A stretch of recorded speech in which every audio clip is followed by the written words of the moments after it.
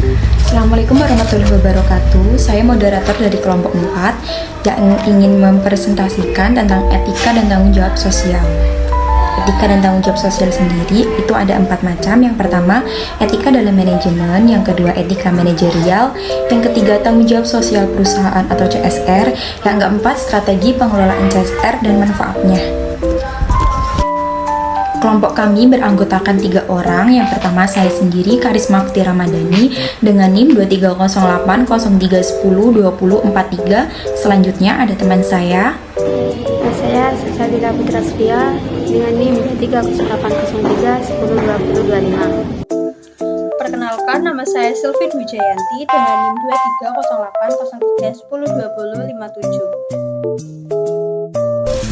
Materi yang pertama yaitu etika dalam manajemen. Etika dalam manajemen adalah penerapan standar moral ke dalam kegiatan bisnis yang berisi seperangkat nilai yaitu baik, buruk, benar, dan salah dalam dunia bisnis berdasarkan pada prinsip-prinsip moralitas. Saya akan menjelaskan tentang etika manajerial. Etika manajerial adalah keputusan manajemen untuk memandu manajer membicarakan apa yang baik dan buruk dan apa tugas dan kewajiban moral dan sebagai sebuah studi bagaimana keputusan kita mempengaruhi orang lain dalam pekerjaan mereka serta lingkungannya. Jadi selanjutnya ada tanggung jawab sosial perusahaan.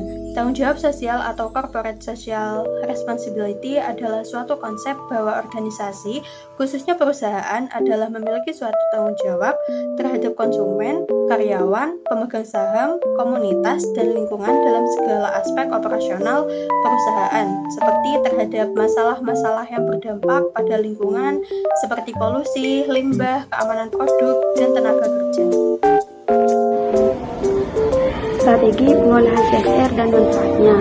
Adapun strategi pengolahan CSR diantaranya: 1. Penetapan kebijakan CSR. Perusahaan perlu menetapkan kebijakan secara resmi mengenai CSR yang mencakup komitmen perusahaan terhadap tanggung jawab sosial dan lingkungan. 2. Pelibatan stakeholder.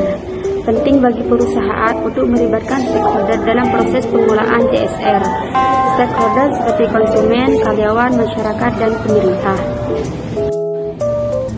3. Pelaksanaan program CSR. Perusahaan perlu mengembangkan dan melaksanakan program-program CSR sesuai dengan nilai perusahaan dan kebutuhan masyarakat di sekitarnya. Adapun manfaat dari pengolahan CSR bagi perusahaan lain antara lain: 1. Mempertahankan reputasi perusahaan. Pengelolaan CSR yang baik meningkatkan citra dan reputasi perusahaan di mata masyarakat, konsumen, dan investor.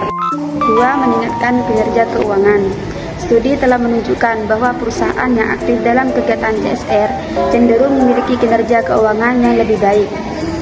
Konsumen lebih memilih produk atau layanan dari perusahaan yang memiliki kepedulian terhadap tanggung jawab sosial dan lingkungan. 3. Meningkatkan keterlibatan karyawan.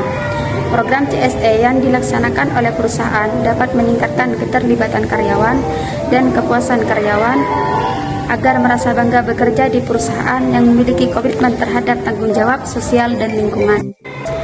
Dengan demikian, pengelolaan CSR merupakan strategi penting bagi perusahaan untuk menciptakan nilai tambah bagi berbagai pihak termasuk perusahaan sendiri, karyawan, konsumen, masyarakat, serta lingkungan. Itulah penjabaran dari kelompok kami tentang etika dan tanggung jawab sosial. Kurang lebihnya mohon maaf. Terima kasih. Wassalamualaikum warahmatullahi wabarakatuh.